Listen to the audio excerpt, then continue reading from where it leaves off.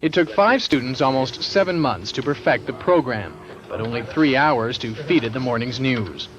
The project is the brainchild of journalism professor George Frajkor. It is much more natural sounding. It sounds more like a human being than the others have, and it is more programmable, which is the important thing. You can change the pitch range on it. You can change the average pitch. You can raise somebody's pitch from high to low, and you can change around that how low they go and how high they go. The new technology had its first on-air performance this morning over Carleton University-based radio station CKCU FM. Joe Schlunk, as the computer has been named, was fed its morning news on a disc, then programmed to break into the music at 9 o'clock sharp. Thanks, Lucky. It's -5 degrees and overcast. I'm Joe Schlunk. Here are today's headlines. Ottawa listeners heard what is believed to be the first newscast in the world to be read by a computer. Jordan and Syria are one step closer to peace. Leaders of both countries have released a joint communique rejecting all partial solutions. They also want a sponsored conference on the Middle East.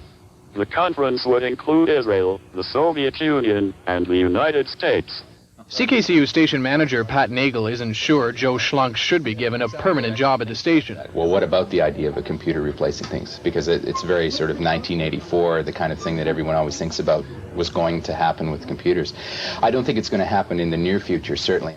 But Joe's mentor says the new technology does have some practical applications for radio broadcasters. Very small stations, flim-flon, all right? They may not have the money to hire a good newsreader and a good news writer.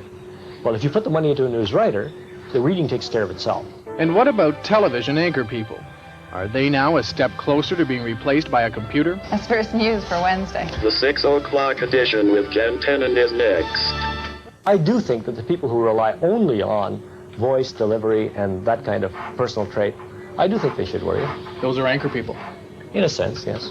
Kevin Newman, Global News, Ottawa. That's it for First News.